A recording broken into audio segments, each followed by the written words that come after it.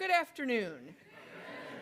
I want to first get a sense of who's who in the room. How many of you are students? Raise your hand. We are so thrilled you're here. Thank you so much. We have the largest group of freshmen who are dance majors that I think, have ever had in the history of UW-Madison. So we are so happy to see all of you. How many of you are staff? Raise your hands for me. Thank you so much for being here. And we also have faculty. Who are the faculty in the room? Thank you so much. And then I know we have guests and visitors who are not students or faculty and staff. And who are you in the room? Great. Welcome to all of you. So my name is Diana Hess, and I am the Dean of the UW-Madison School of Education. In my humble opinion, our school stands out as one of the most distinctive places globally, spanning the arts, health, and education, as you'll witness today. I want to welcome you to the Distinguished Alumni Awards. We are so grateful to have all of you with us today. Now, people often ask me, how did it come to be that the School of Education has departments in the arts, and has departments in education, and has departments in health? And the best answer I've ever heard is a simple question: well, what does it take to lead a good life? So think about that for a moment. My answer is it takes the arts, education, and health. So we like to call ourselves the School of the Good Life.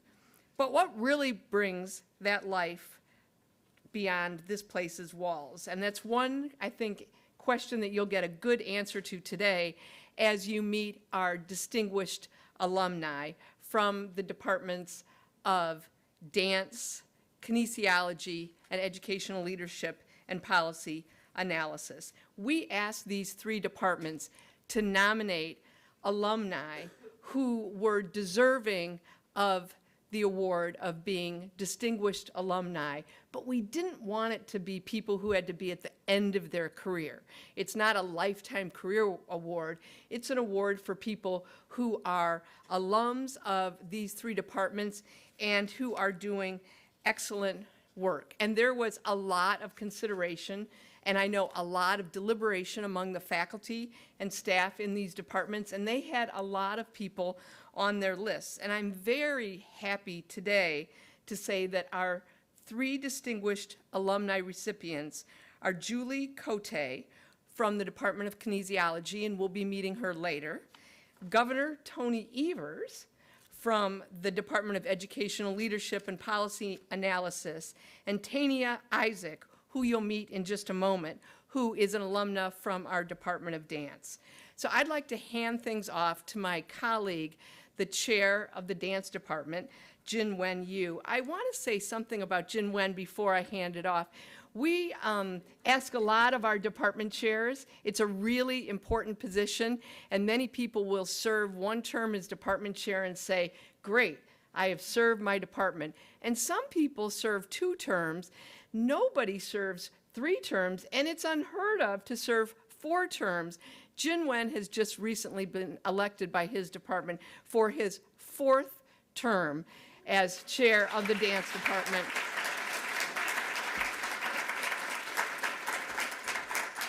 So let me turn the mic to you. Thank you, Dean Hess. Good afternoon. Thank you. Yeah.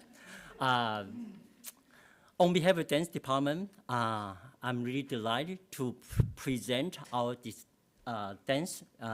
distinguished alum awardee, Tania Isaac. Thank you for her significant achievements and also contributions. Tania, okay, I'm going to read a little bit. Tania earned a Bachelor of Science degree in dance and graduated with honors from the UW-Madison in 1997. That's the same year I came to interview for my position. And I remember I saw Tania's performance, the Tiny Fish, which is excellent performance, and I was so impressed, and that made me really excited in the position. So after that, she went on to obtain a Master of Fine Arts degree with focused on socially transformative performance in Temple University at Philadelphia. Tanya most recently earned a Master in Public Administration from the University of Pennsylvania's Fields Institute for Government. I want to know a little more of that. So either privately or you can share with that in your presentation. The New York Times described Tanya's performance, quote, holding the stage with a complete command. She was named one of 25 to watch by Dance magazine in 2006. Tanya has been a member of several renowned dance companies, including David Hoffman Dance, Rennie Harris, Pure Movement, Urban Bush Woman, among others.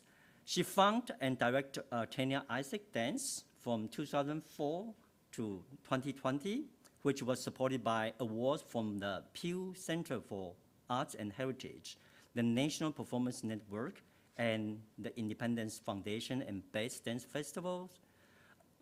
Tanya is a former Maggie Ellis National Center for Choreography Fellow, a Pew Fellow, a McDowell Fellow, and an Urban Leaders Fellow. Tanya was a resident artist in Pandy Bright Arts Center in Philadelphia and was a U.S.-Japan exchange artist through Philadelphia Dance Projects, New York City Dance Theater Workshop, and Japan Foundation in New York City. Congratulations, Tanya. We are proud of your significant contributions, and also we are thrilled that we have this opportunity to recognize Tanya as a distinguished member of Dance Legacy in higher education. Tanya.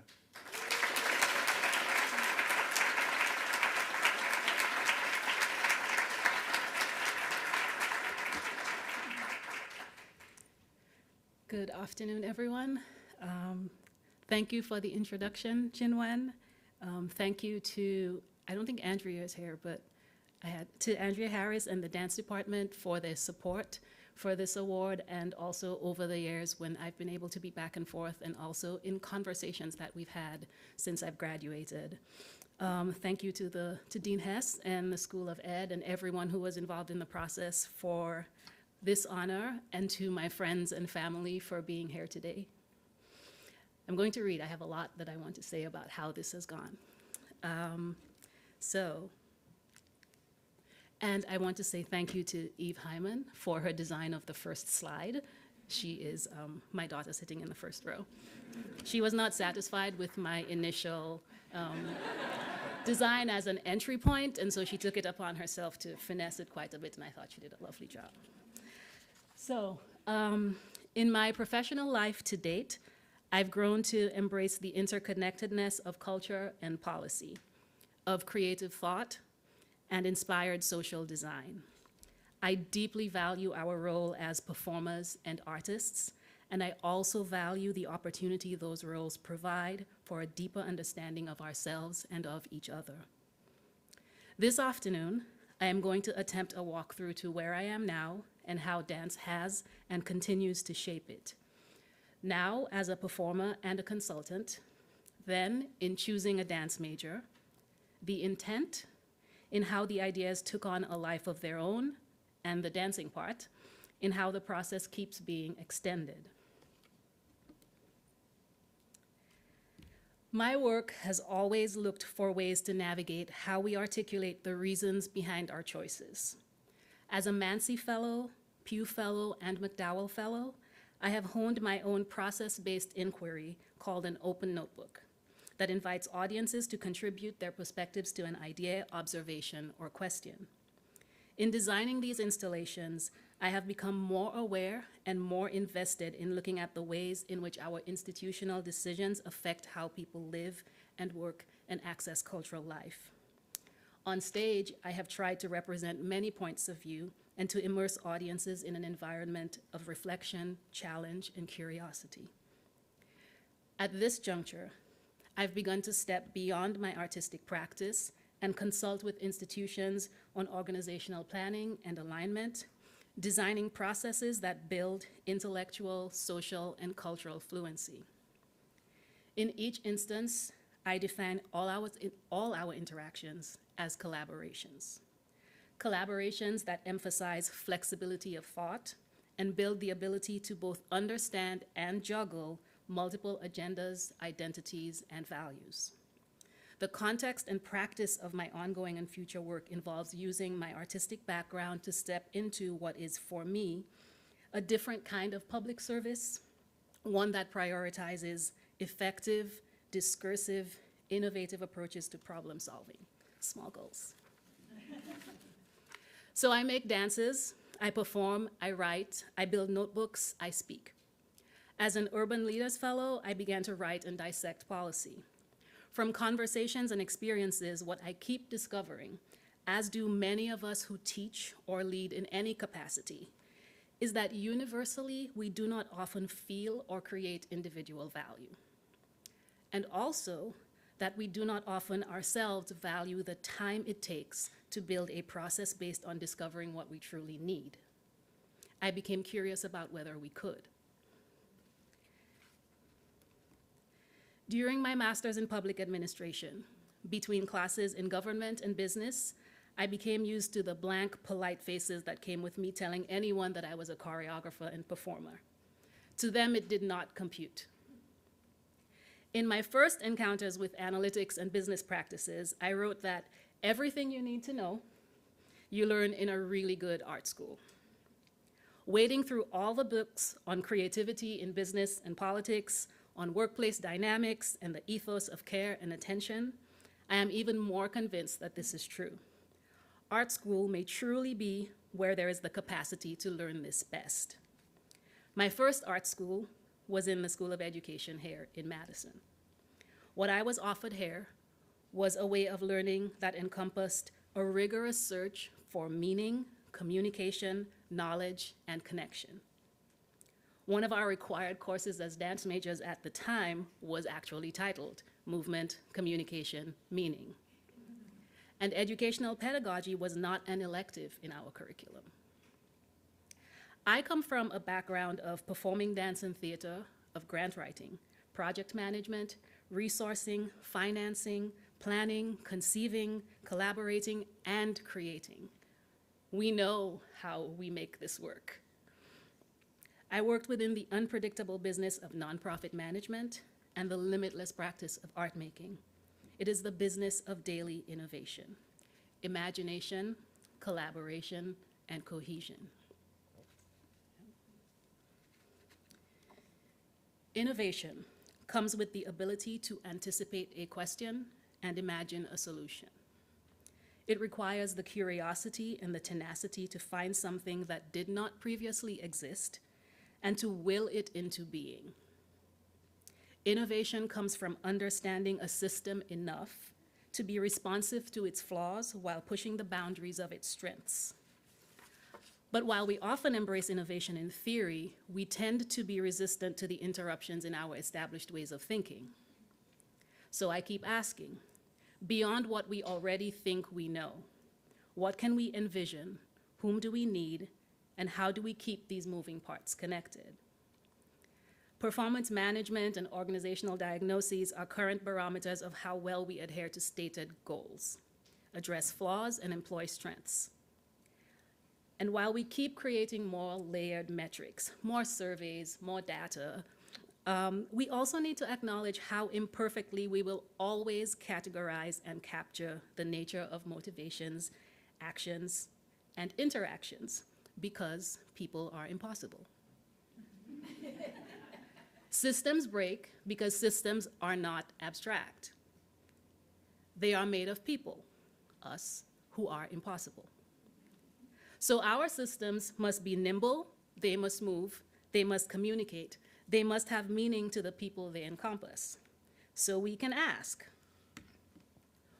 why do some things work in concert and not others? Why do some people work in concert and not others? These are curiosities about how we take on any project, task. What unspoken agreements or concessions do we make in our necessary collaborations? Can we speak them out loud? Can we articulate them? When do we suspend our questioning? Did we notice when we stopped asking a question? Who decided? Why? In whose interest does it work? How do we balance the necessity of privacy and protection while remaining permeable to ideas? I do not have an answer for that one. How do we acknowledge, value, ideas, and influences of others? Do we? I am always curious. In the fall of 1993, I moved from St. Lucia, dragged by my mother, to Madison. She was a PhD candidate in the Department of Curriculum and Instruction. I had been a science student in my high school life, loved information, but wasn't quite sure what to do with all of it. I loved physics, I loved analysis, I loved movement and mechanics. Engineering made sense. I arranged to audit Intro to Mechanics. Leaving the engineering building, I strolled with my mother across the Lathrop Hall. I had grown up dancing. I was curious about what a dance program could look like. I had looked the building up on the campus map. My advanced calculus teacher from St. Lucia had already given me a cheat sheet of colleges that had both dance and engineering programs. And it seemed like a good idea to indulge myself one last time before I got serious. So staring at a bulletin board on the first floor of Lathrop Hall, my mother and I ran into Professor Claudia Melrose, we talked about earlier, who took one look at me, sauntered up to us and introduced herself with, "Well, you look like a dancer." She offered to have me audit her dance course, which somehow happened to be at the same time as Intro to Mechanics. So again, I went with the one last time before I got serious. For some, the thing that comes easily is the thing that you love. It is a happy marriage of interest and long-term goals. For some, a thing that comes easily is not quite stimulating enough, and you keep looking for the challenge. I am more of the latter. I have always been interested in balance, not so much achieving it, but always questioning it. I have been especially curious about what did not fit, and in finding reasons why the things that work the way that they do. I am interested not in finding a solution necessarily, but in finding ways to ask and answer more questions. For everything that I know to exist, I would like to understand what it is or represents. And then I would like to know why it is and whether it should stay, change, or be undone. Why is this the answer, and what makes it correct? I was that skeptical student, a joy for some, a challenge for others, sometimes both. I never took anything at face value. I questioned myself and others as I tried to learn and shift. I've discovered that the best outcome for me is always finding better questions. So engineering would seem to make sense. Streamlining, identifying, making things perfect, making every experience replicable and reliable. But I studied postmodern dance at UW-Madison. Why? It was the intellectual deconstruction. I was not just looking at how things worked. I was looking at how people worked, at how I found ideas and shaped them and why I was making all the choices that I did. I was taking things apart constantly. I was questioning and being questioned constantly. I was taking apart ideas and ways of thinking and ways of working, and always challenging what I thought I knew 5 minutes earlier. The additional beauty of the program was that it was housed in the education school, situated in kinesiology. It was creative and practical and visceral in ways I hadn't experienced in my body, my dancing or choreography before. The kinesiology and biomechanics and kinetics and anatomy of it all, how tiny muscles can impede or generate force or balance, how the use of it matters, how the discipline matters, how the emotional and aesthetic and historical significance matter. We didn't have a lot of moves and routines as majors. We were trying, and often failing, but still trying, to create something that didn't look or feel like anything else we had seen before. We were not aiming for replication, always for invention and variation and innovation. And this idea that, for better or worse, you get to decide what is right, and to learn how to explain why you believe it is the right choice in the right moment, and that you can change it, and that there are likely to be as many opinions about it as there are people in the room. Fascinating, frightening, exciting, mentally, emotionally, physically demanding. I am inherently curious, opinionated, introverted, and absurdly passionate. I like everything to matter, for it all to be important. For me, this was perfect.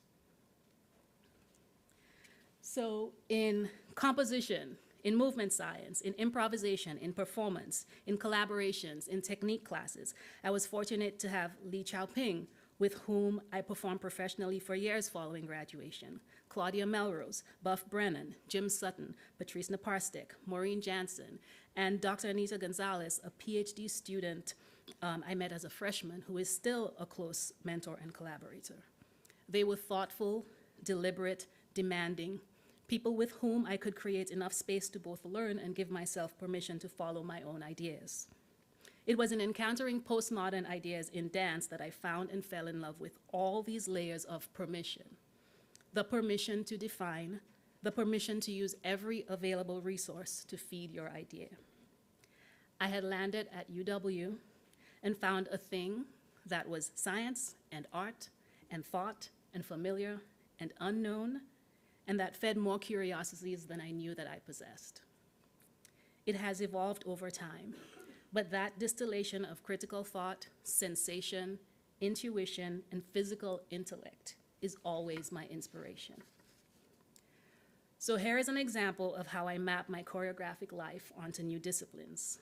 What started out as a personal process and has led me to ways of investigating pretty much any set of ideas. Intent and initiation. What are we doing and why? This is what investigation of an idea can look like in choreography on any given day in my studio. So we move an arm. Where is movement generated or initiated? I can move my arm. Is it moving from my shoulder, my elbow, my wrist, my finger, my skin? There's the metaphor, there is the physical. What is its history? Did I make it? Did I learn it? How did it come out this way? How is it supported by music or not? Is it made with music or not? How is it supported by its associated verbal language? What other words I use to describe in addition to what others are seeing? How does it create impact? To whom is it effective? What do people feel or interpret? Why? How is it functional or whimsical? Is it about solving a practical problem? Do I need to get on stage in 3 counts? Do I need to get over without touching the floor or the side walls? Or is it about a mood and a texture, and that design in space somehow creates a sensation that I want to convey? What is its philosophical relationship to the body, to performance, to the society in which it exists? How is it perceived to move like this in the ways that I have chosen? Are there social or cultural things that I am using or ignoring or challenging? All of the layers in making decisions about how you decide what you construct, where you put it together, who you're presenting to. And here is how I sometimes reorganize it in other contexts. Where was this idea generated or initiated for an object, a thing, a process in any discipline? What is its history in the context of its field or the places where it's applied? How is it supported by its logistical or financial structures or not? How is it supported by its associated verbal language and likely by the visual design as well? How does it create impact and for whom? Is it effective? How is it functional or whimsical? What is its relationship to existing bodies of knowledge, its stated goals, the society in which it exists? The questions are not so different. One of my startling discoveries has been that we often step blindly into what is requested of us, following protocols without a clear idea of why they were designed or what they're ultimately trying to accomplish. Sometimes even the stated goals don't entirely capture the reason why a function or rule or organization exists. If we can figure out why a thing exists, even if it is aspirational, we may eventually be able to build a process by which it can function effectively. In my version of the world, what we conceive in art making and in cultural investigation should feed organically into the broader world, creating active exchange and equilibrium. In actuality, we are often caught in the reverse process, forcing ideas against the tide, pushing them into spaces we think they belong. But creative research is expanding and booming and blooming. There is creative research that results in art, some of which is hugely marketable, some of which is for the satisfaction of the form itself. There is the creative research that results in newly minted marketable ideas and projects and policies, some of which are art. We are trading not only in ideas, we are attempting to trade in how ideas happen. This is our field. And we want to package it and name it and do things with it in quantifiable ways. It is a fascinating moment for those of us who are actively seeking to define our fields, our opinions, creating our own expertise and crafting a vision that we will sometimes see clearly in retrospect. There are so many academic frameworks for investigation and for the capture of knowledge.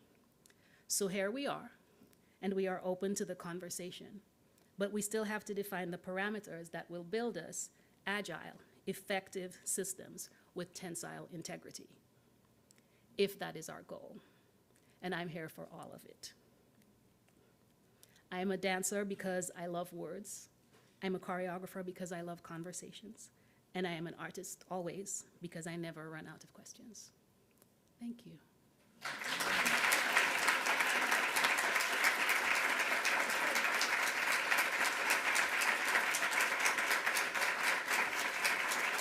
Thank you, Kenya. We have time for the Q&A. So now this is a Q&A. So anyone has a comments, questions? And we have microphones, so if you just wait, and Sarah or I will bring a microphone to you.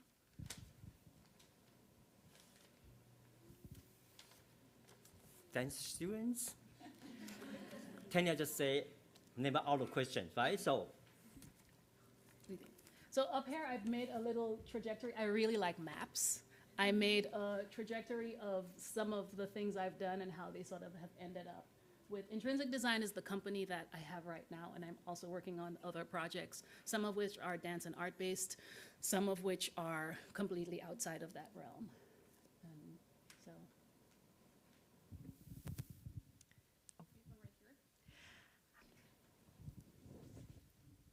Hi, my question for you is, what is the hardest question you've ever grappled with or what you're currently grappling with? Because I just feel like this is good fodder for you. Like, I'm naturally curious. What is the hardest question?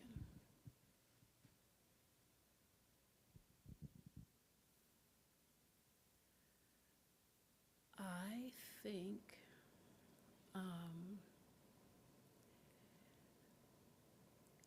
it is the decision almost every time about how to how the dance making and art making connects to people outside of the field. How much do I talk about the dancing? Because every time you say dance, you get the like, how much do I use that word and how deliberate I am in how I connect the realms of the things that I do?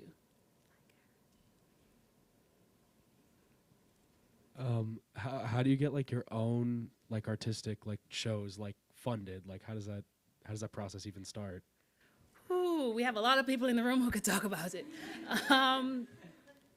It starts with having a really good idea, then having to figure out who connects to that idea, and then who of the people connected to that idea have the money to support it. Then either yourself being able to be very articulate about it or having people you work with who can help you answer all of the questions within that application process. And then having enough, if you do get the money, the funding, having enough of the team around you that you pull off a really successful project so you can justify asking again. Did I get all the pieces? Yeah? Thank you. Thank you so much for this brilliant presentation, and congratulations on this recognition for your work and contribution to the field. My question is centered around this idea of the artist as entrepreneur, which you so eloquently presented in the list of things that you have to do in order to get your work done. And one of the students just asked about grant writing, which is such one part of that bigger picture. Can you talk a little bit about how your experiences here helped to prepare you for those other aspects of being an artist in the world? Sure. So I will say, with respect directly to grant writing, there were a couple projects or awards I applied for, and in conversation, I think talking about articulating what it is you care about and why it's important. And I think that's one of the first things. What do I care about? Why is it important? And how do I get that across to someone? I also, when I spoke about Anita Gonzalez, who was a PhD student in theater, who's a brilliant grant writer. And her advice to me was that it's a puzzle. I love puzzles. I love crossword puzzles. It's a puzzle. There are a group of people with a set of parameters, and there is you with a set of ideas. How do the two things connect? Right? It's a writing puzzle. And so that's the way that I've approached a lot of it. In terms of the education within the program, I think for me it was I love to write anyway, so being asked to be articulate in composition classes, in seminars. I took dance history with Sally Baines. That being asked to be clear and specific about your decisions, being able to say, I chose this and these are all of the reasons why. Being able to regroup, so having a critique in class and having someone go, all of this was not what you were asked to do, and trying to figure out how you respond to that. Can I respond with grace? Can I respond in remaking my trajectory and trying to figure it out? We had, at one ACDFA, Xiaoping is back there, my music didn't come. I was waiting for someone to send me some music, and my music didn't come, and I was pulling out of the showcase, and Xiaoping grabbed me, and we sat down. She said, no, you're not pulling out of the showcase. We did the same thing. What is the piece about? What are you trying to do? We don't need this music. And we came up with a script, and we came up with a text, and we came up with a context, and we changed it around, and I performed. So all of that, like nimble thinking, flexibility, all of that becomes part of how you make your way to being articulate about the things you want to do.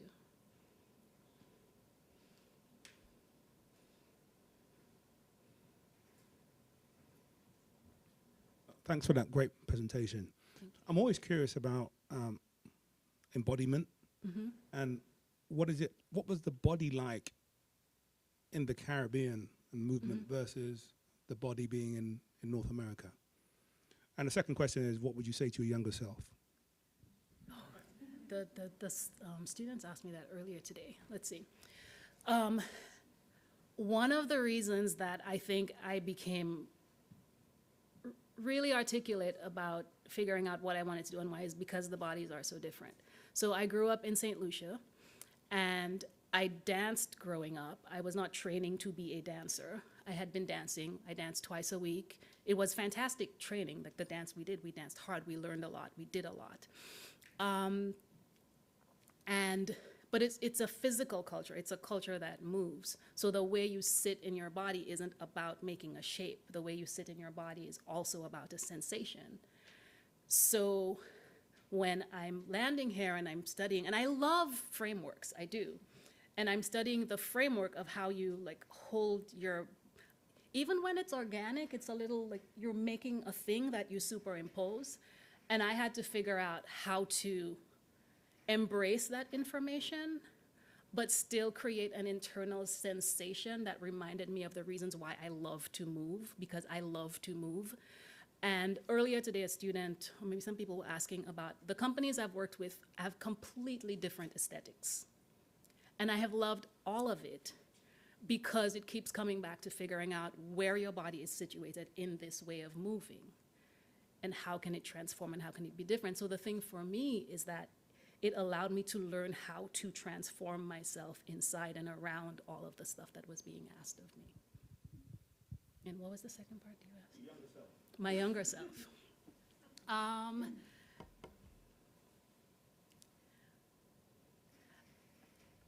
think I would remind my younger self that there are always options and possibilities. I think one of the hard things about becoming an adult and having experiences are the walls you run into, the ways that you have to sort of move around and navigate and renegotiate.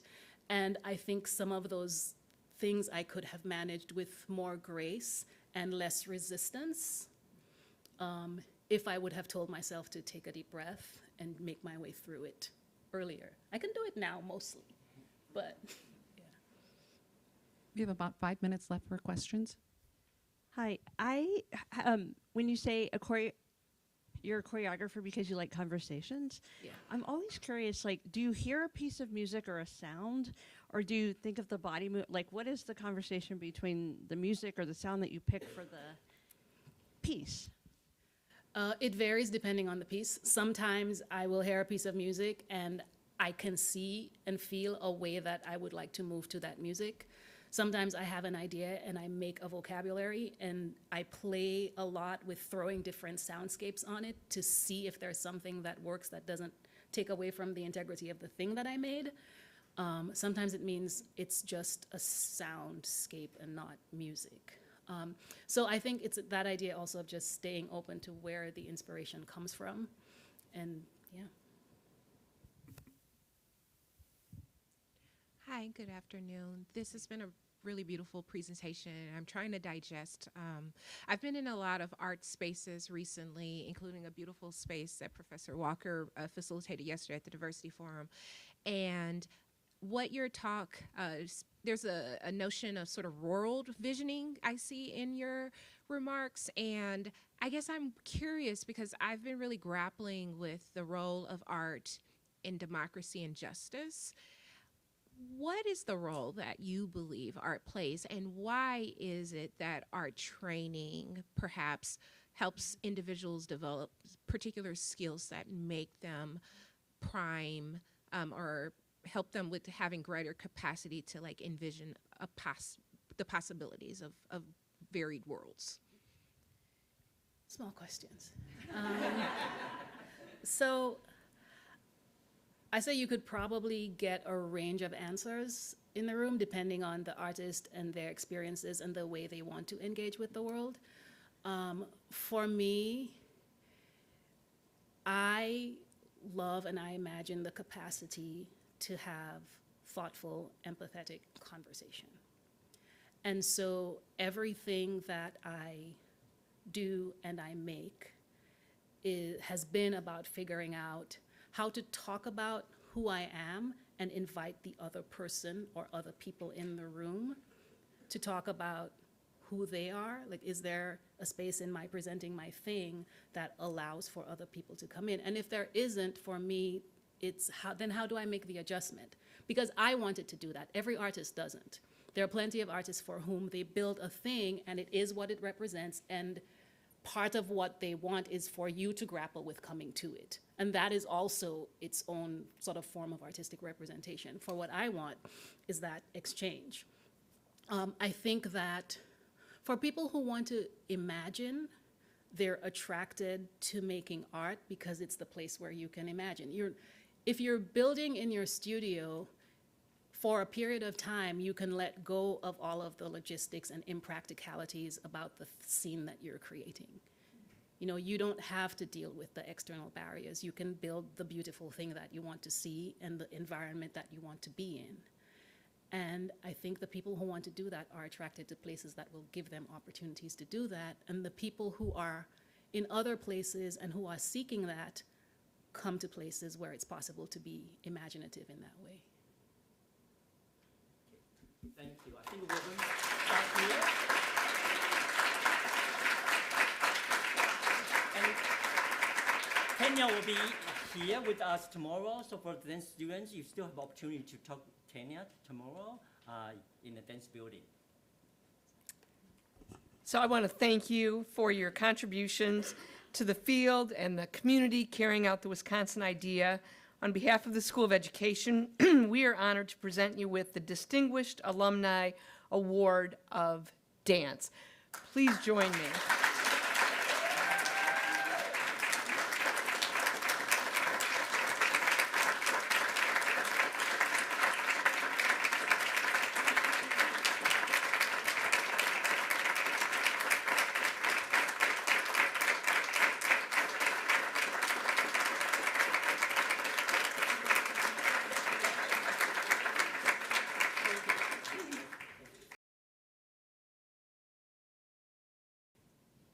Good afternoon. We've got some people who are here for the presentation for the person who won the Alumni Award from dance, but we have some new people here as well. So I'm going to say the same thing I said before.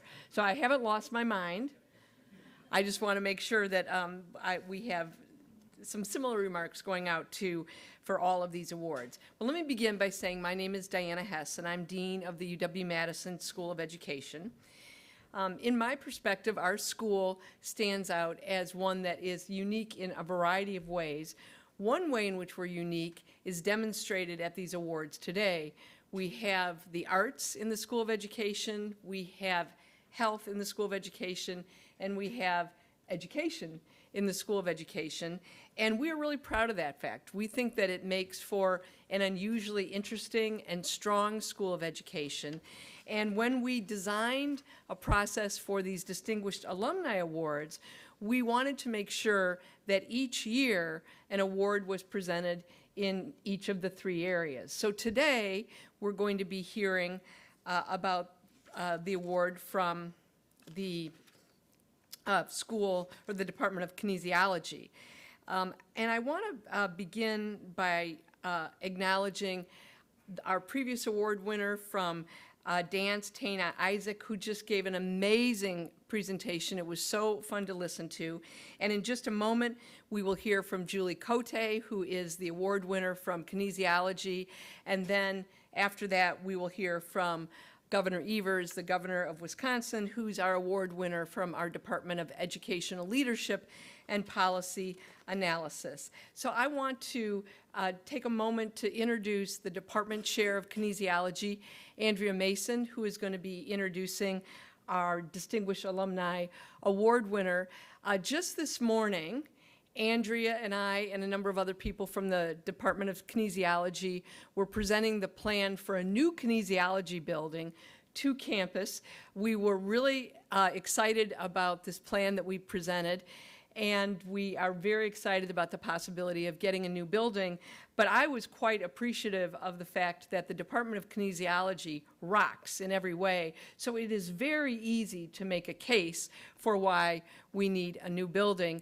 And one of the reasons the Department of Kinesiology is such a strong department and one that is growing at a pace that is literally incredible is because it's had such fabulous leadership. In particular, I want to thank Gary Diffie, who is our Associate Dean for Health and previously was the Department Chair of Kinesiology, and Andrea Mason, who has been our Department Chair for Kinesiology for the past couple of years and is doing an extraordinary job. So let me turn it over now to Department Chair Andrea Mason.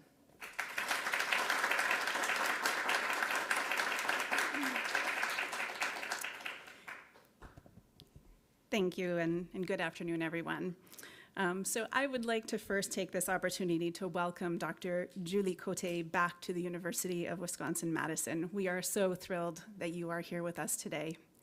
On behalf of the Department of Kinesiology, it is also my pleasure to recognize your exemplary contributions to our field by honoring you with our Distinguished Alumni Award. A little bit about Dr. Cote. So she completed her bachelor's and master's degrees in kinesiology from UW-Madison in 1995 and 1997.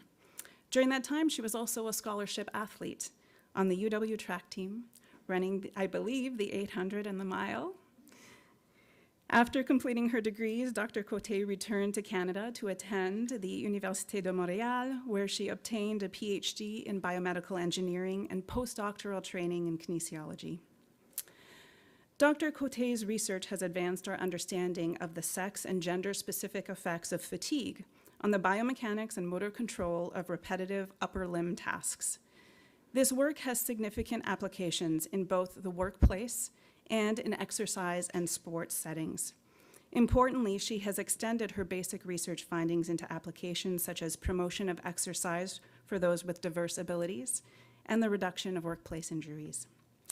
Her findings have been published in more than 80 peer-reviewed manuscripts and over 110 abstracts at scientific conferences. Her work has also been supported by numerous federal grants, including being awarded a Canadian Institutes of Health Research Chair, which is like the top award you can get in Canada, in gender, work, and health. She also has received numerous awards from the Canadian Natural Science and Engineering Research Council, NSERC, and the Canada Foundation for Innovation. She has provided training opportunities for over 100 undergraduate and graduate students. Dr. Cote has also been an amazing leader in service at the national, university, and departmental levels. For example, nationally, she was co-chair of the NSERC Biological Systems and Functions Evaluation Group. She served as Associate Dean of Graduate Studies and Associate Dean of Research for the Faculty of Education as well.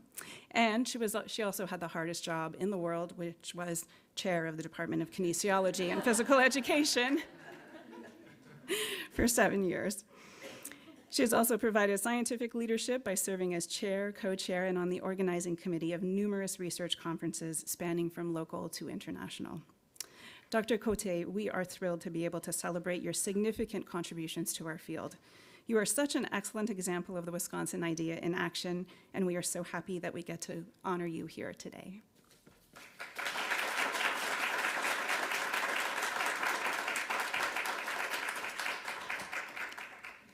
Well, good afternoon, everybody, and thank you so much for this tremendous introduction. It's a pleasure and an honor for me to be here and speaking with you and accepting this honor. So I'm just going to go ahead for my presentation, just to be sure we stay on time. So maybe just go back to explain my title a little bit. So Full Circle with Hurdles. I thought it captured both my personal journey as well as one of my track and field specialties as well, 400-meter hurdles. Full circle, jumping through hurdles, and going through some significant obstacles through the way, but coming back full circle here is really something very special for me, so thank you very much. So, in fact, full circle took me as well back home to McGill University, where most of what I'm responsible for now has been explained before. I'm originally from Quebec City, which is a small town, even more French, almost exclusively French language, a couple of hours east of Montreal. So came to Wisconsin to change my life, and I'll explain exactly how that happened, and learned a lot along the way. And now back close to home, to Montreal. The scenery is similar, but I'm quite different, so I'll explain how my journey here changed a lot of how I think and a lot of my life. I was trying to identify some themes that would really capture how things have come full circle, but have changed along the way. And I thought about the notion of machines. And the first time I encountered machines in my academic career was through my master's topic, my master's research topic, where under the supervision of Dr. Gruben, we had a partnership with Life Fitness, where we were one of the first teams to characterize how exercising on those elliptical machines impacts our body through measurements of forces, through measurements of muscle activity patterns. So this was really my foray, my introduction into the world of ergonomics research. Through a process that felt similar to me as a runner. I really understood what it is to move repetitively in a way that gets us fatigued and provides to developing fatigue. So again, it was a very natural way for me to merge my interest in running to research. maybe what I can say as well, I went a little quickly here. So again, just to recap, I came to Madison on an athletic scholarship, as it was explained before. I would say that almost 99% of my mind was obsessed about running. I knew very little else. I could be accepted at UW even with my French language, so I could interact in English, and that was fine. But really, that was my whole focus and my whole passion. But again, I think I was helped to develop a life after track and field through some of these experiences that I've gone through here. And so back to the exercise machines. And again, this was a way to introduce me to research that felt familiar to me. I want to talk about some of the research skills as well that I knew nothing about as an undergraduate student, and I was actually quite fortunate to be Dr. Gruben's first graduate student. And it was very, very helpful to me in my career, just watching him, trying to understand what it is to start a lab, trying to understand what it is to develop a research identity.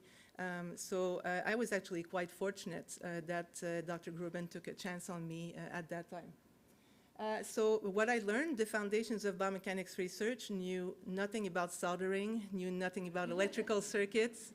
And I'll speak, if I have time, a little bit at the end about the idea of multidisciplinarity at UW, which is something that I was exposed to, being the only graduate student in the biomechanics option, I think, at that time.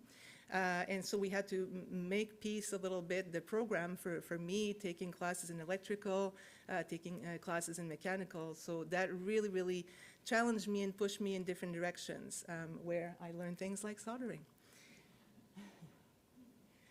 So fatigue, and so what did I do with that concept? Where did that whole research object take me after my master's degree? I would say that the most common thread among my research topics has been to try to understand what fatigue does to the body during cyclical actions. As a runner, again, I had intuitions about how we change our patterns in ways that are good or bad, and that can lead to injuries or not. That could help to prevent injuries, or on the contrary, be indicators or predictors of developing injuries. And so at the start in Montreal and in Canada, I would say that most of the research funding was in occupational health, in ergonomics, in fundamental research, and this is why I was able to secure funding from NSERC and CIHR and CFI, really to develop this idea of how we move with fatigue, but in a work-related context, more in an occupational health context. Taking me a little, again, another detour from my passion in sports science, but at the time I was in the process of retiring. I had retired at that time as a runner, so I was able to conceptualize how fatigue is actually more pervasive in our everyday life. So this led me to partnering with some workplaces, some agencies, stakeholders in occupational health and ergonomics, and again, this helped me to craft a pretty successful research career that I'm happy about. This is the only slide on data. I was told that this is not necessarily a hard research type of presentation, and I'm perfectly fine with that. So really just to show some of the data that we were collecting to reflect repetitive patterns of movement. So EMG, I don't remember what muscle that is, probably trapezius muscle. So this is how we were studying repetitive tasks from a biomechanical perspective, characterizing and quantifying muscle activity patterns, and quantifying some outcome measures. The bars on the third subgraph reflects the repetitiveness of some of these outcome measures. So this is how we could quantify the level of similarity or differences in our patterns from one movement repetition to the next. And I did a pretty big part of my career developing these outcome measures and how we can actually put statistics on the repetitiveness of movements. Leading me to the concepts of good and bad variability. I did quite a bit of my research on that notion of the variability, again, in our movement patterns, this idea that we are trying to find a sweet spot in finding variability in how we move, but maintaining a certain level of constants, of being able to execute movement objectives in a reliable way. So this whole idea of repetition is good, but it's also bad if it affects our performance and if it increases our risk of injury. So I would say that I've advanced some of that research, but there's still a lot to be done. But thankfully, some of our current tools are going to help us to get there. So just some illustrations here of some systems and some experimental paradigms. So studying repetitive movements of hammering and repetitive pointing task, which is an experimental task that we designed and that has been used by numerous labs in the world, again, in finding ways to measure this repetitiveness. And the small men in red and the small men in gray really reflect the amount of difference in posture and movement that we display from one movement to the next. Okay, what else about machines? Where are we now with machines? So we went from exercise machines to machine learning. And machine learning, yes, is a pretty hot topic. It's a new approach and strategy that has been enabled with all the development in data analytics. I would say that really exploded 5 or 10 years ago in our field of biomechanics. So I'm coming full circle, and I realized that one of the things that has really developed in our field has been this capacity, this much increased capacity to treat data, to treat large amounts of data. Wearable technology as well. This is an area that we are developing and that is developing as well, where we can take our protocols outside of the lab to the actual workplace or the field of play of the individual. So just 2 snapshot pictures that reflect what we are doing now. Machine learning as a way to help predict fatigue patterns in real runners. We're developing this wearable suit and match with the machine learning approaches, we'll be able to track and prevent injuries that are related to fatigue in runners, again, coming full circle. And this pretty exciting project here where we are partnering with the Canadian Paralympic swim team, and we're developing wearable technology to help the coaches to track the movements of their athletes. Okay, so to women's sports, to women's health and performance. I was a recruit of the wonderful Badger team that won the NCAA championship in the 4x800 meter relay in 1991. I was the slowest runner on the relay team, though, so thank you for that. And at the time, the 2 teams, women's teams and men's teams, were completely separate. They were training separately by 2 different coaches, very different approaches to coaching. And I was one who was wondering, is it actually a good thing? Should we train exactly the same way? What is it about males and females, or men and women, that is similar, that is different, that could lead to some differences or similarities in how we train? So another serendipitous event in my life was in 2009. For those of you who are academics who submit manuscripts for publication, you get questions from reviewers and you're like, is that going to help my research or not? That was a tough question that I got. Great, but have you thought about comparing all those wonderful biomechanical patterns of males versus females? And the answer was no, never occurred to me before. And that really opened a big Pandora's box for me. I started to really deconstruct all the mechanisms of repetitive motion injuries and asking the question at every step, okay, from that perspective of proprioception, of movement accuracy, of endurance, of any aspect that could be related to a risk factor for injury, is there enough evidence to suggest that males and females should be exposed to the same factors?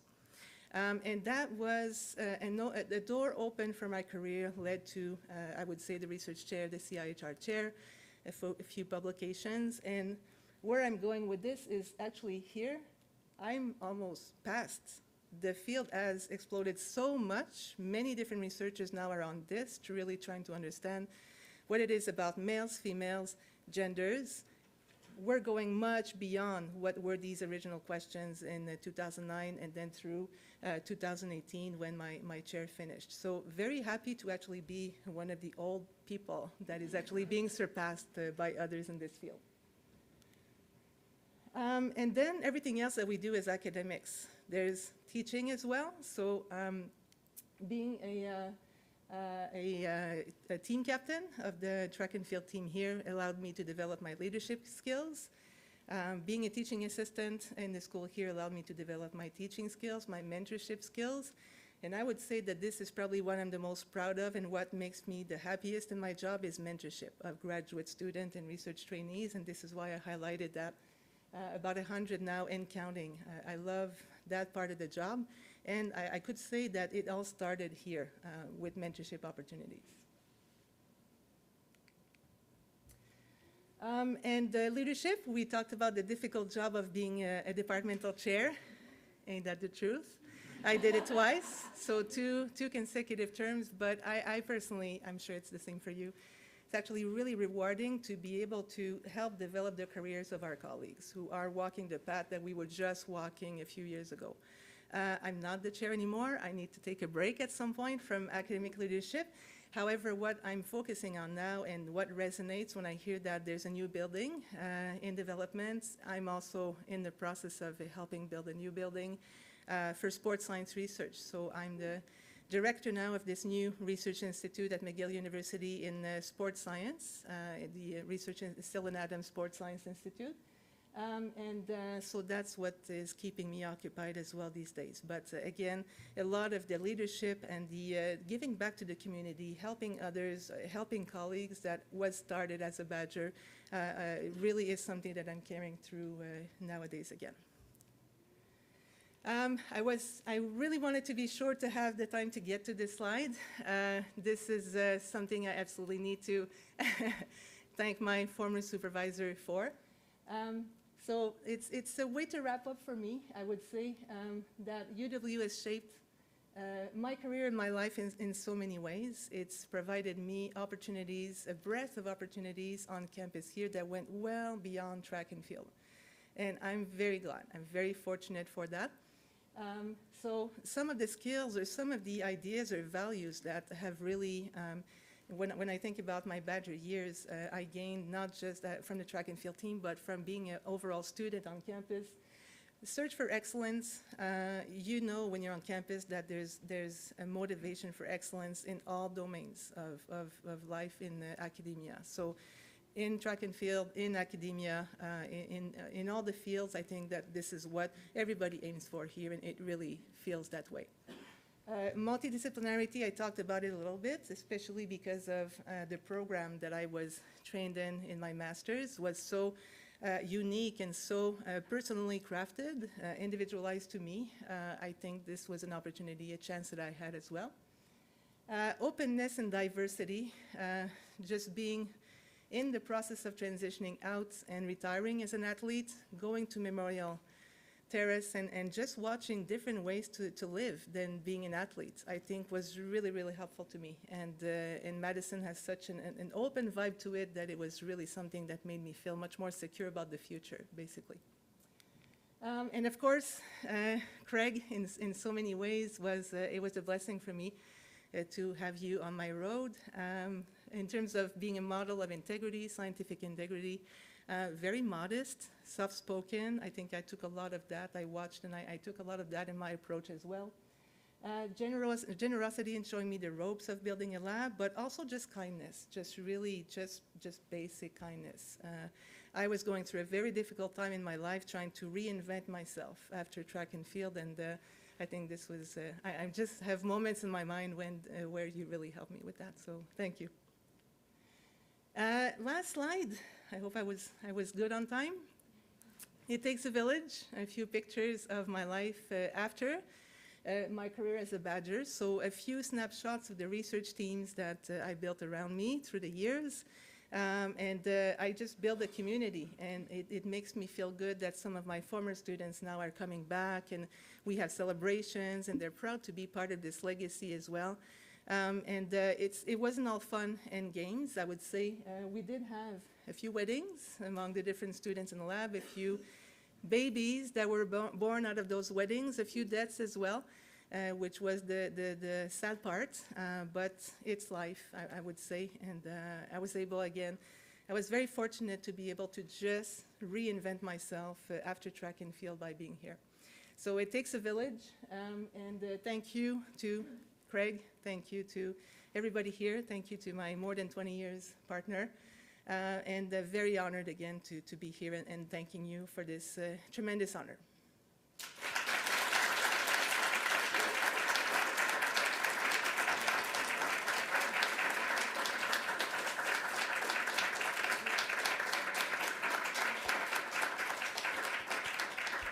All right, so we do have some time for questions, and there are some microphones at the back of the room. So if you lift your hand, they will bring the mic over to you, and you can ask a question.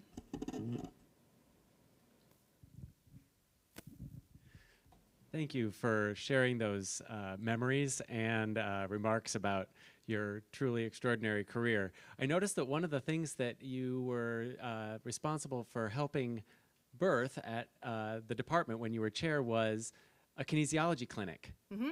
And I just wondered if you could tell us a little bit about starting the kinesiology clinic.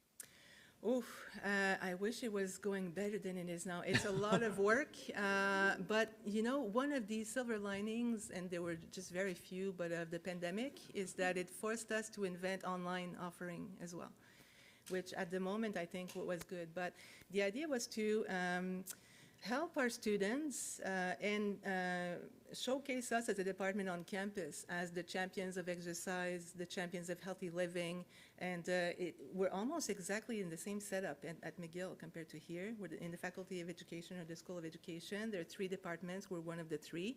And there's medicine, there's different sectors or areas on campus that claim a little bit what we think we're the best at. So the idea was to have students do stages or internships, and which is what they want to do when they graduate, but create opportunities within campus. So we offered lunchtime exercise programs for university staff, and we were able to hire somebody to organize this and to kind of, in a model of coaching our students to be the ones leading those exercise interventions and programs. So there's a lot of logistics to that. There's a business model that we need to be better at to put really kind of have longevity for that. So I would say it's not like the big vision that I had for it, but it's a work in progress. And maybe now that I'm not the chair anymore, maybe I can have a bit more time to help develop it further. Yeah, it's a work in progress, but that's the idea. Yeah, thank you.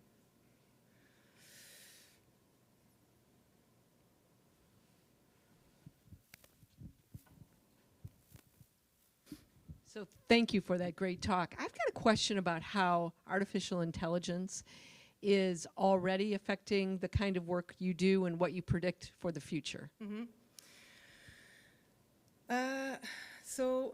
It's a tool in the sense that it helps to treat, it's a mechanism. It helps us to treat a large amount of data that we just could not do before.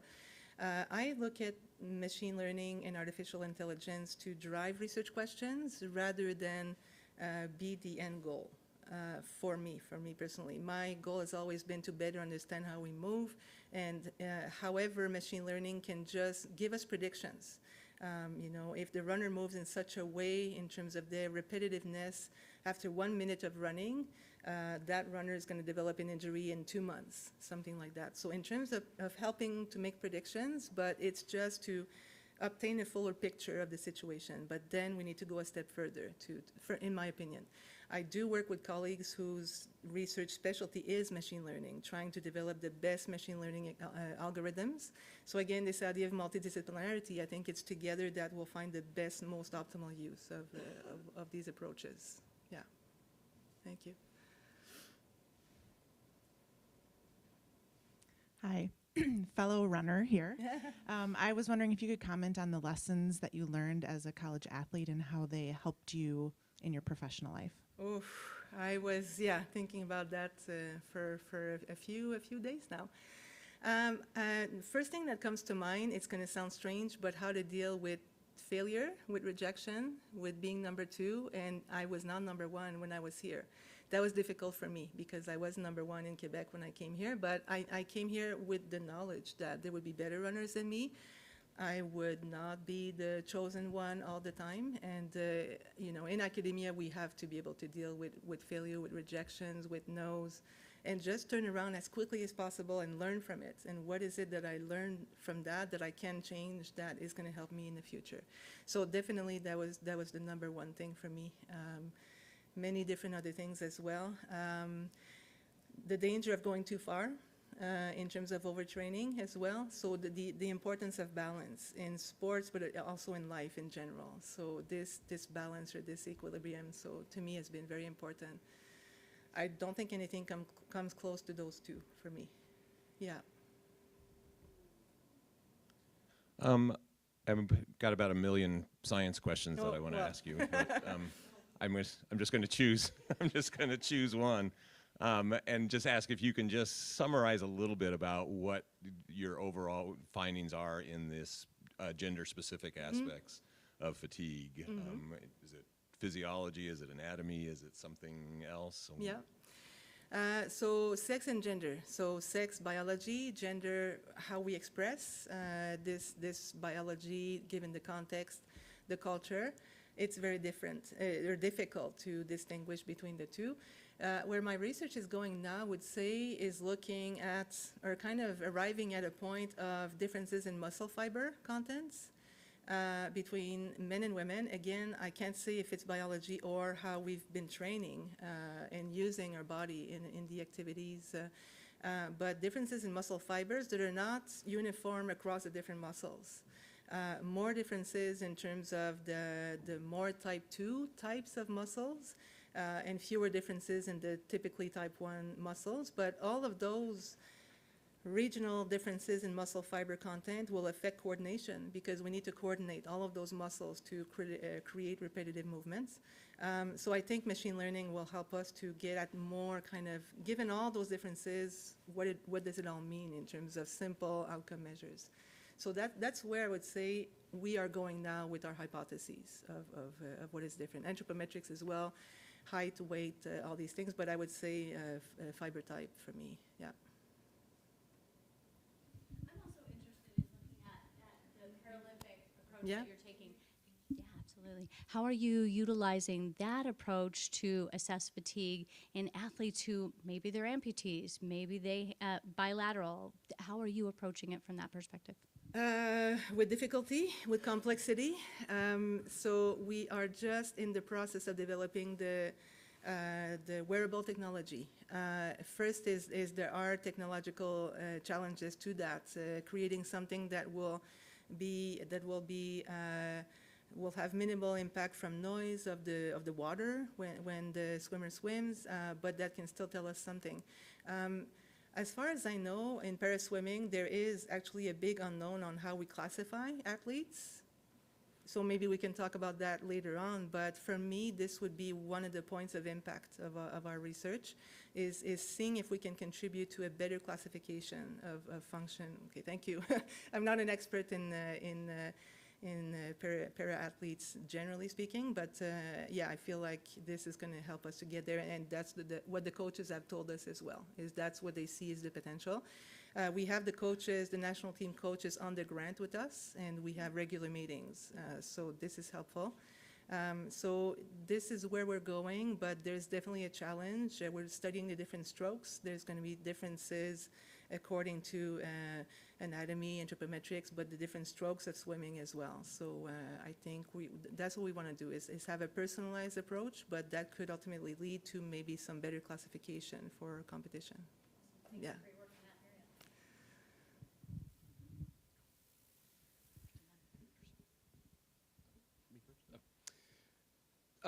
So thanks for your talk. I really enjoyed it. I'm just wondering, with kids, so you have these sex differences that you've identified. Are those prevalent in younger kids versus older kids, or does this change as kids age? I have not studied anybody younger than university age. Oh, okay. Older, but not younger, basically. Can you hypothesize? My hypothesis would be that there probably would be less differences before maturity. It would be great to track motor development and how those sex differences would change from a biomechanics perspective, not just from an anatomy perspective, but from a coordination, motor variability kind of perspective. Yeah, that's a great idea. Yeah. Excellent, too. That's two right there. We haven't collected them. We can now. We just recently acquired the capabilities to do that.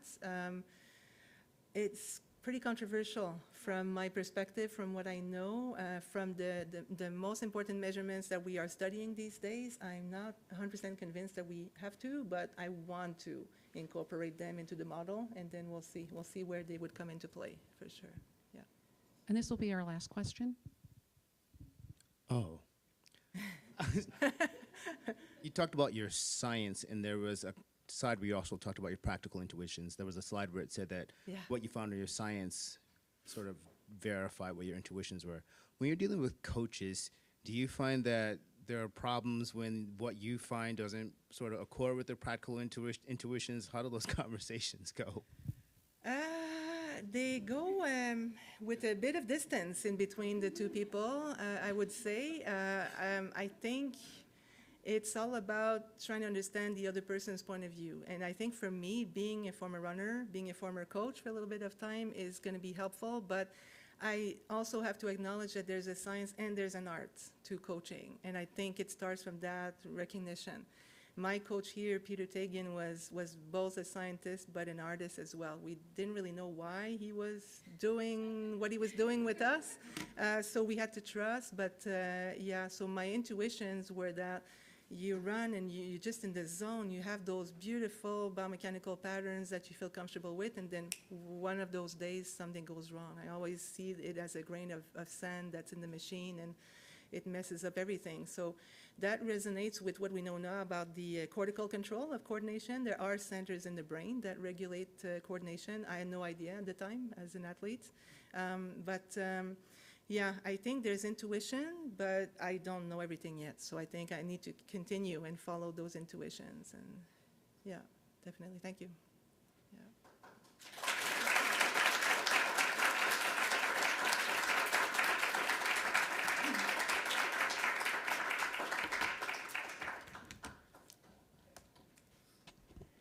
Well, I want to thank you for that wonderful talk, and I want to thank you for your contributions to your field and community, carrying forth the Wisconsin idea all the way back to Canada. On behalf of the School of Education, we are honored to present you with the Distinguished Alumni Award of Kinesiology. Please join me in congratulating Julie.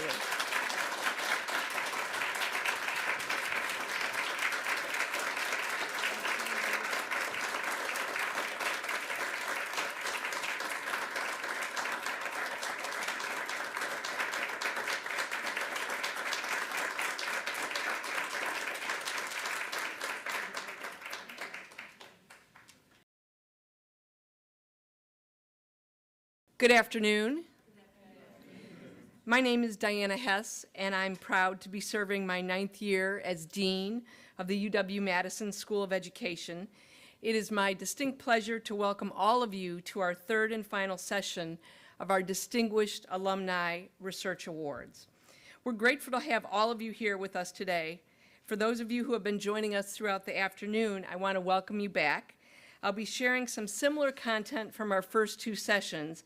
And to those of you who are watching us live stream, welcome and hello. The School of Education stands out as a very distinctive place. As many of you know, we are a unique school of education in that we have departments in the arts, in health, and in education.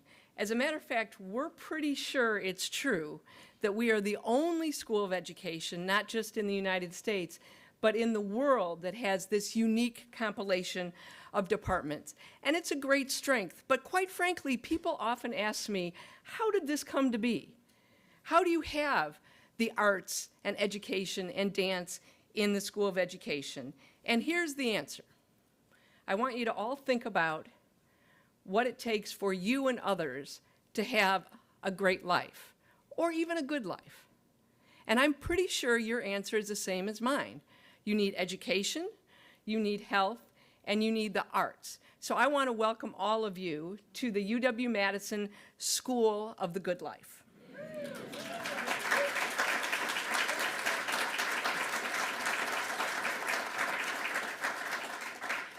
Today, we are honoring distinguished alumni who are trailblazing in their respective fields. By embodying the principles of the Wisconsin idea, they contribute to the greater good, they enrich the lives of others, and they foster a sense of community. Their dedication to excellence and the betterment of humanity aligns with our vision of the School of the Good Life, where the arts, health, and education come together to meet, to shape a more fulfilling and meaningful life. This year, we asked 3 of our 10 departments, 1 in the arts, 1 in education, and 1 in health, within our School of Education, to nominate outstanding alumni. Now, this is not a career achievement award. We were asking for people at any stage in their careers who have made truly outstanding contributions both in their fields and more broadly. And I know from listening to the departments that there were a lot of nominations and there were a lot of deliberations. Earlier today, we heard from Tanya Isaac, who is our distinguished alumni award winner from the Department of Dance. She gave an absolutely amazing presentation. She was followed by Julie Cote, who is from our Department of Kinesiology. She came from Canada to give an outstanding description of her award-winning and trailblazing research. And next, we are so honored to hear from our final awardee and the distinguished alumnus of Educational and Leadership and Policy Analysis, Governor Tony Evers.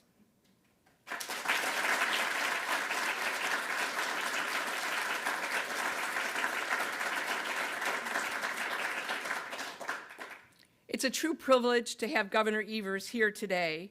From championing policies that prioritize educational advancement to fostering inclusivity within our schools, Governor Evers has been a dedicated force for positive change. And it is also my honor to introduce another esteemed leader in education. Since assuming the role of Chancellor in 2022, Chancellor Jennifer Mnuchin has demonstrated visionary leadership. What sets her apart is not just her impressive academic and administrative and leadership credentials, but also her genuine understanding of higher education, and I must say, her really crisp understanding of this unique school of education. Jennifer Mnuchin has taken the time to immerse herself in our community, showing a deep appreciation for our mission and becoming a steadfast supporter of our pursuit of continued excellence. Please join me in extending a warm welcome to our Chancellor, Jennifer Mnuchin.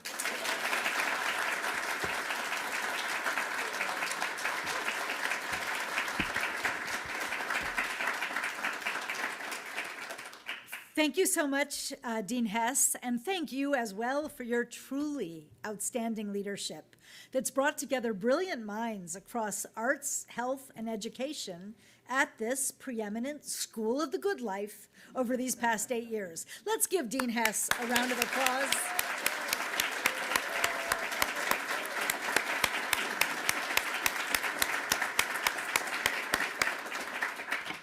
And good afternoon, everyone. I'm just delighted to be here for this celebration of our distinguished alumni award winners. I know that Tanya Isaac from the Department of Dance and Julie Cote from Kinesiology accepted their awards earlier today. But let's give one more round of applause to the two of them as well. Would you wave?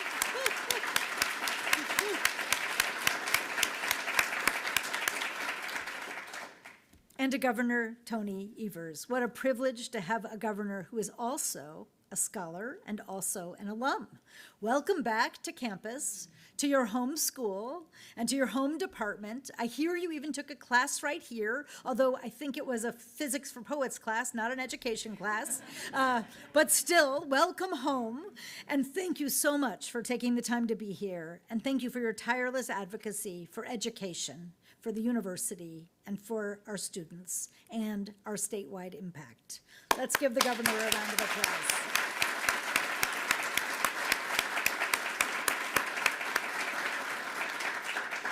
It takes great people to build a top-ranked school and a top department that's also committed not just to the rankings, but to what goes on the inside. People like the extraordinary alums that we honor today, and the alums who are here in the audience who've stayed deeply connected.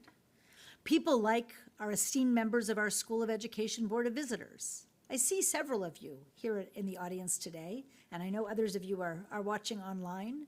Truly trusted advisors helping to shape the school's future. And it takes outstanding faculty and staff whose commitment to cultivating excellence in education has made this school and this department very special places to be. Thank you to all of you.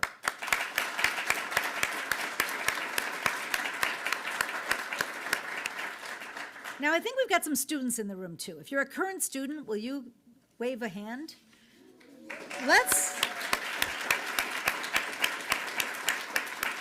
You are the future. You are the future educational leaders, scholars, award winners, philanthropists, who knows, all kinds of things. You are going to make the world a better place, and we're glad to have you here. I know this is a tight-knit and supportive community and that there's lots of excellence to celebrate. And I also know that the research that students are engaged in is often recognized with very high national honors, awards, and fellowships. It's also so often relevant and immediately applicable out in the world. For just one example, Mark Morales, where are you? There you are, right back there. You're looking at a really critical question. What are the politics and interventions that foster belonging for graduate students from traditionally underrepresented groups? That's a great project to be working on. And Tony De La Rosa, where are you? Excellent, right there. You're about to go on a book tour, showcasing your work to help address a gap. Excellent. There it is. Wave it proud.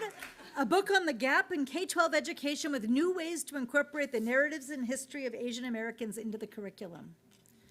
To Tony and Mark and all the students here, thank you for applying what you've learned here at the School of Education to make something in the world a little better, maybe a lot better, planting seeds that will yield rich bounty in the future. And to Governor Evers, thank you again for being here and for all you do for our great state of Wisconsin. And congratulations on this well-deserved honor. I'm now delighted to introduce Professor Anjali Welton, the Ruppel Bascom Professor of Education, the Chair of the Department of Educational Leadership and Policy Analysis. Dr. Welton.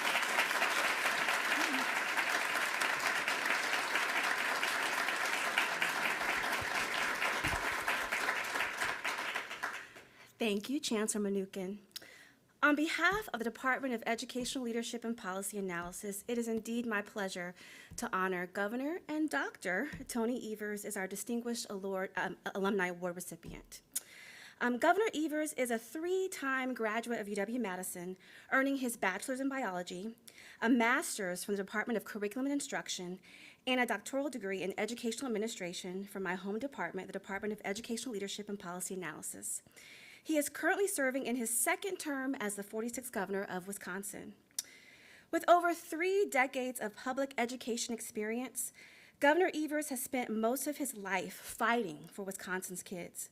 He began his career in education first as a science teacher in Baraboo, before going on to serve families in communities across the state, including Tomah, Oakfield, Verona, and Oshkosh.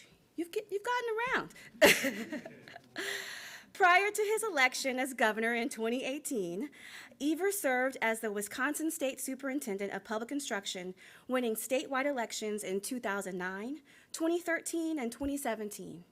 As governor, he has continued his work as a champion for public education at every level and advocating for investing in the state's public education system, believing, as he often says, that doing what's best for our kids is what's best for our state. Since taking office in 2019, Governor Evers and his administration have made historic investments in education. Dr. and Governor Evers, you exemplify the excellence of the School of Education, and we are so very proud to honor you today. Thank you so much. Give a round of applause.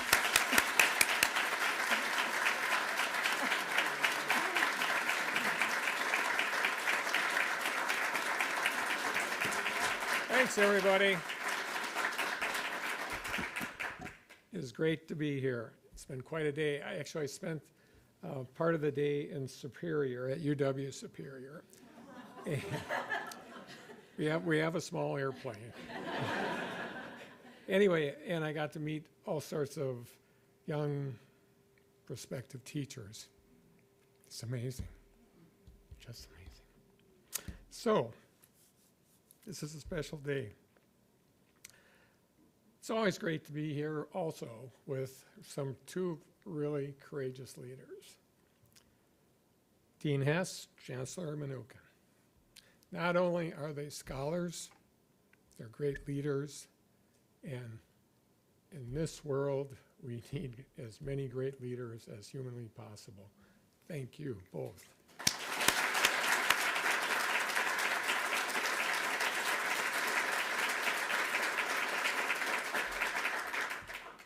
So it's great to be here, but it is a bit surreal, and I want to tell you why. I was born and raised in Plymouth, Wisconsin. For those of you who don't know that it is the cheese capital of the world. I grew up on the grounds of a tuberculosis sanatorium. My father was a physician who ran that institution for the Sheboygan County. My mother was a nurse. I came to this campus in the fall of 1969 as a freshman. Now, for those of you who have been around a while, that was the time, from 1969 to 1973. Middle of it all, unrest from the Vietnam War, injustices faced by many groups, racial groups, indigenous people, recognition of the environment. Earth Day, I think, was during that time too. Lots of topics, including the worst football teams in UW history. That was bad. The National Guard was on our campus for weeks over that time, all 4 years. Teaching assistants went on strike. I don't know if you remember that, anybody in this room, but it was quite a fascinating time. It was a great time to be a Badger, frankly. No kidding. Except during the TA strike, I went to class every single day. Every day. And it wasn't because I had this lust for learning, but I had some really fantastic teachers. I really did. They had composition class. It was a required course. I don't know if it's required anymore. But a required course with about 100 other freshmen up in Bascom Hill. And I didn't know how to write. I absolutely came to UW-Madison with no writing skills. I learned how to write. This one teacher, 100 students, I learned how to write because of his skill as a teacher.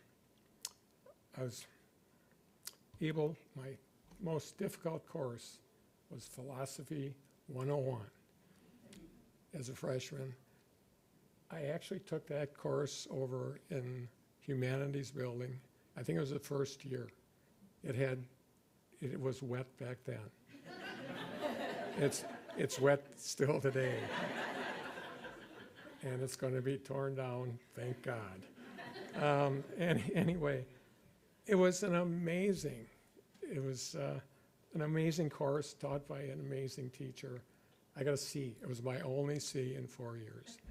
And I learned more from that teacher than just about anybody else. Philosophy. How about that? Kid from Plymouth. Anyway, during that time, I also married my wife, Kathy. Known her since kindergarten. And back then, I was able to pay for college just by working summers and a little bit during the school year. I was able to pay for everything. I just visited one of the new student housing just down the street on State Street this last week. I don't know how anybody could possibly pay for college and room and board on a summer's job. It's amazing. Times have changed. So, graduated with a BS degree in zoology and chemistry in 1973. After that, I spent 1 year in Graz, Austria as a medical student, believe it or not. And that 1 year and effort in that arena was truncated by our first child. Those things happen. And we returned to Wisconsin so I could find a job to finance a family. We moved back to good old Plymouth. Looked for work, finally found one, a job at Kohler Company, emptying garbage. The day before I started that job, my mother and father were still living in Plymouth, still alive. And my mother said, hey, I forgot to tell you, I've got all these letters that you received while you're gone for a year, and you might want to see them. So I got this, and I picked through the letters, and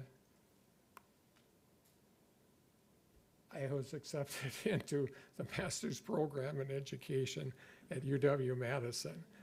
Kathy and I packed up, we moved out to Eagle Heights, and the rest is history. The day before, that letter changed my life. I went on to become a science teacher, teacher of gifted and talented kids. I learned a lot from them. Principal superintendent, state superintendent.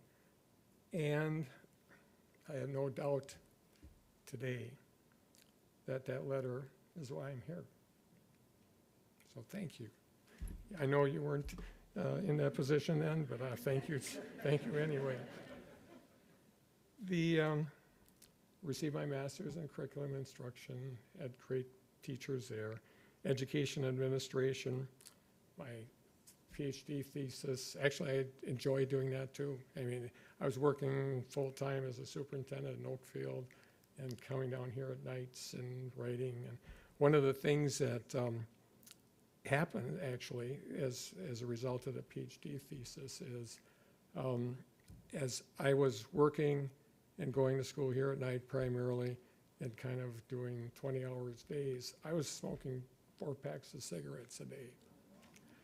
And before I took my oral exam, I made a pledge. If it went fine, I'd quit cold turkey. Thank you. I quit cold turkey. Thank you.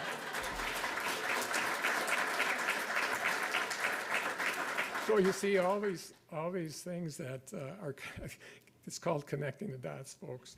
And all these things that happen to me positively in my life, it's because of this institution, in particular, School of Education. It's been an extraordinary ride. So, as mentioned before, one of my mottos is what's best for our kids is best for our state. That's why I ran for governor. I knew I had some authority, some authority of position as state superintendent. I won that race 3 times. But I also knew that the stuff that counts around that, frankly, is up in the Capitol. And there is one way to deal with that. So I ran for governor, and by God, I won it against a 2-term incumbent. How about that? And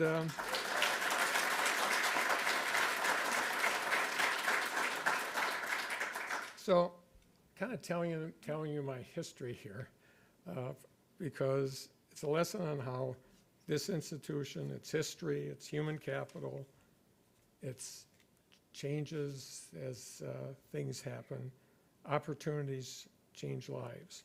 That's what the Wisconsin idea is all about. And as I mentioned before, one of the things I learned as governor is to connect the dots. The education system, all of us, whether it's early childhood education, whether it's K through 12 education, whether it's a tech college system, whether it's a UW system, whether it's a private colleges, all succeed when we connect the dots. Policy choices matter. They matter. We must support rational public policies. We must have rational public policies around health, around transportation, around affordable housing, around good paying jobs, around climate change, around DEI, nutrition, crime, you name it. We will succeed as a state and as a country if we connect those dots. We can't say it's all about education and the preparation of teachers and what happens in the classroom, because what happens in the classroom is about 4 or 5 hours a day out of 24. Transportation, health, all the things I talked about. Those are what we have to work on. And that's what I've been doing as governor for the last almost 5 years. I'm going to continue that. So that's what I've been doing for the last 5 years, doing my, frankly, damnedest to make sure that all of those policy decisions are rational, forward-thinking, based on science. And I want to give you hope about the future, because sometimes it is really, really difficult to think about what happens up on the other end of State Street and what happens down here and what happens in people's lives. I think we are in a place where we can sit back and say, this was a time like 1969 and 1973. It's very similar times between 1969 and 1973 and today. People were righteously angry. People were very, very concerned about the future. It looked like we weren't going to be able to accomplish anything. I think we're through that time. I think we're through that time. I truly believe that certain things have happened in the past that have made things much, much more. You're going to see people working together, doing the best they can. And I know that the University of Wisconsin is going to lead the way. This institution has made me. I think it's made all of you, or you wouldn't be in this room. And I just thank you for the opportunity not only to receive this award, that's great, but being here with you tonight is a real pleasure. So thank you.